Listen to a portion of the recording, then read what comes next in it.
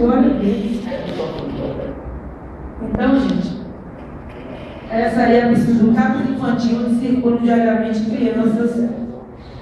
crianças de 3, pequenas, crianças de 3 a 10, 12 anos, mas que circulam livremente, e aí os funcionários do CAPS eu vejo correndo, mãe, cuidado. Eu até estava lá presente um dia, resolvendo o problema, e eu falei, minha filha, realmente a mãe tem que ter cuidado, mas a piscina deveria estar coberta, né? E, nossa, eu acho que é importante dizer que o vereador Roberto Torinho falou ali a respeito do medicamento que não pode faltar e não pode mesmo. Uma vez a doutora Rosana conversando comigo, eu me questionando com ela, ela disse, ela dando uma explicação do que havia faltado naquela vez. Eu disse, doutora Rosana, a senhora me desculpa, mas tudo que a senhora disser pode até explicar a falta de medicamento na farmácia, mas jamais vai ser uma justificativa que eu possa aceitar.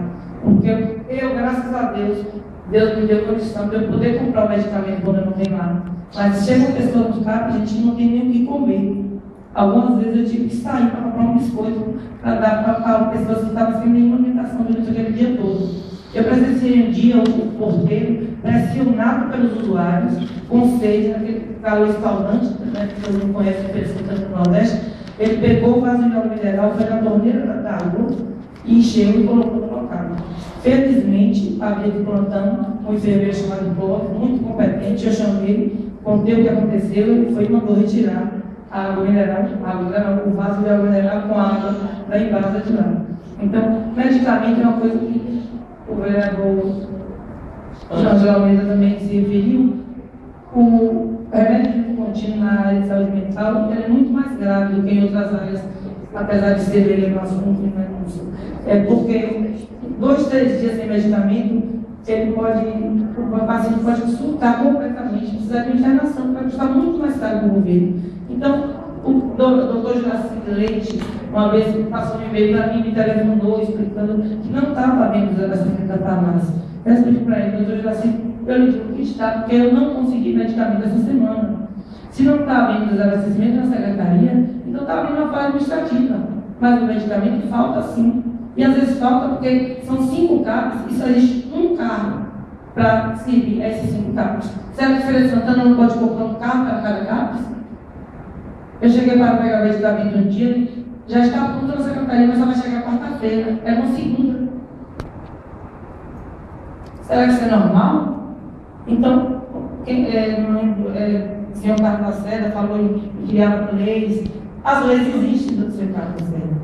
Eu só gosto se eu visse as leis que existem serem cumpridas, eu já estaria feliz da vida. Parece que a pessoa fala mal do CAPS, não é assim. Eu tenho um carinho imenso pelo CAPS, porque o CAPS tem uma equipe que vê a gente como um todo. Não é só remédio, não.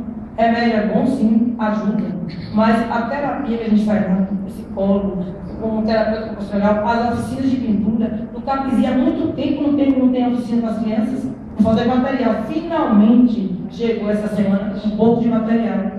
Há 4 anos eu luto pedir material, está licitando. Eu sei que a coisa não é meio lenta, é meio lenta, é passo de tartaruga, mas 4 anos para licitar, vocês me desculpem. Eu acho que eu tive já paciência demais. Precisou, eu denunciar no Ministério Público, eu recebi um e-mail da Assessoria Nacional de Saúde Mental em Brasília, me dizendo que eu descobri sem querer que havia sido repassado para a Feira de Santana R$45 mil para comprar verba para oficinas. Uma verba extra. Então eu passei um e-mail perguntando se realmente a verba tinha vindo. Ela me respondeu que a verba foi passada no dia 21 de março de 2011.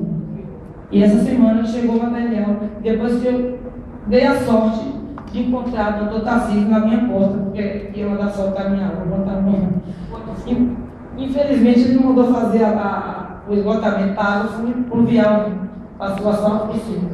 Mas então eu mostrei o e-mail para ele, ele disse, mas 45 mil é muito pouco. Ele disse, doutor Tarcísio, o senhor leu direito? Não é para comprar, para manter o CAPS 45 mil, para comprar material para as oficinas. E 45 mil é para comprar muito material. Prova é que, sem querer, eu vi o material que chegou no CAPS 3 e o pouco que chegou não custou R$3 mil.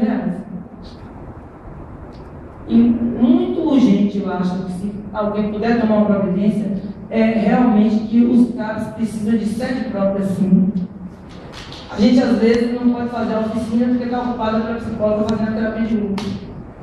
Tem que subir quiser ocupar a cadeira, a outra quer fazer outra coisa. Não tem como.